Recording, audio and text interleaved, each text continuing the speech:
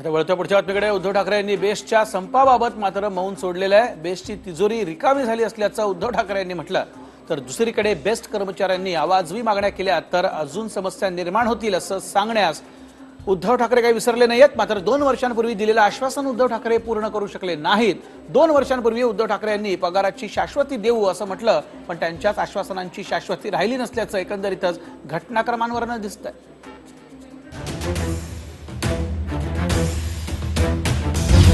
उद्धव ठाकरे कधी पूर्ण करणार आश्वासन?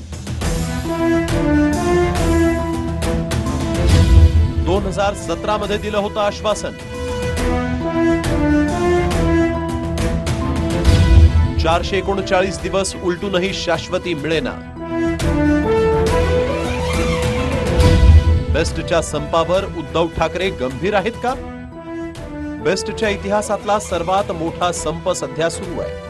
या संपामुळे मुंबईकरांचे प्रचंड हाल होत आहेत। याआधी 2017 मध्ये 31 ऑक्टोबरला बेस्ट कर्मचाऱ्यांनी संप केला होता। त्यावेळेस उद्धव ठाकरेंनी वेळेच्या वेळेस पगार होईल असं आश्वासन दिलं होतं, पण त्यानंतरही काहीच फरक पडलेला नाही हेच आता लक्षात आलं। महत्वाची गोष्ट आहे ती म्हणजे वेळच्या वेळेवरती त्यांचा पगार मिळणं। काल मी आयुक्तांशी पण बोललेलो आहे, मुख्यमंत्र्यांशी पण माझं बोलणं झालेलं आहे आणि आज मी त्यांना शब्द देतोय, किंबहुना मी तुमच्या सगळ्यांच्या साक्षीने त्यांना शब्द देतोय आणि त्यांना विनंती करतोय की वेळच्या वेळेला या कर्मचाऱ्यांचा पगार होणं किंवा होणार याची शाश्वती आम्ही घेतो, महापालिका म्हणून सुद्धा आम्ही घेऊ। बेस्टचा अर्थसंकल्प पालिकेच्या अर्थसंकल्पात समाविष्ट करण्याची जुनी मागणी आहे, त्यावरचं आश्वासनही अजून प्रत्यक्षात आलेलं नाही।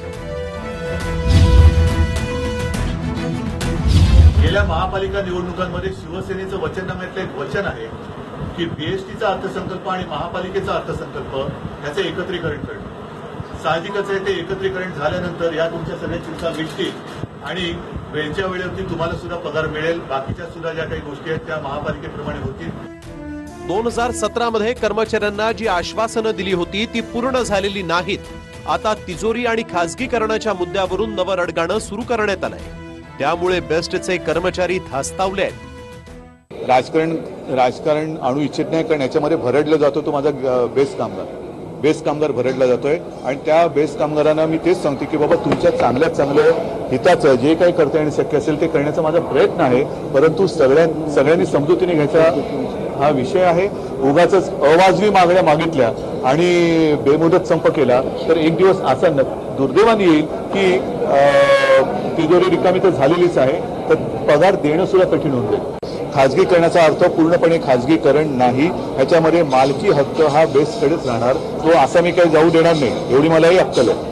फक्त जर काही बसच्या बाबतीत असेल, कर्मचाऱ्यांच्या बाबतीत मी पुन्हा सांगतो की एकाही कर्मचाऱ्याची नोकरी त्याच्यात जाऊ देणार नाही आणि ती जाणार नाही।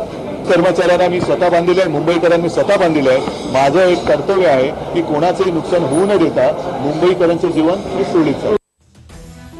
पालिकेत सत्तेत असलेली शिवसेना बेस्टसाठी संवेदनशील नाही हेच एकंदरीत घडामोडींवरून दिसून आलं। बेस्ट जगली नाही तर मराठी माणसाचं प्राबल्य असलेली एक संस्था नष्ट केल्याचं पाप शिवसेनेच्या माथी लागेल एवढं मात्र नक्की। पंकज दळवीसह विनायक डावरुंग, TV9 मराठी, मुंबई।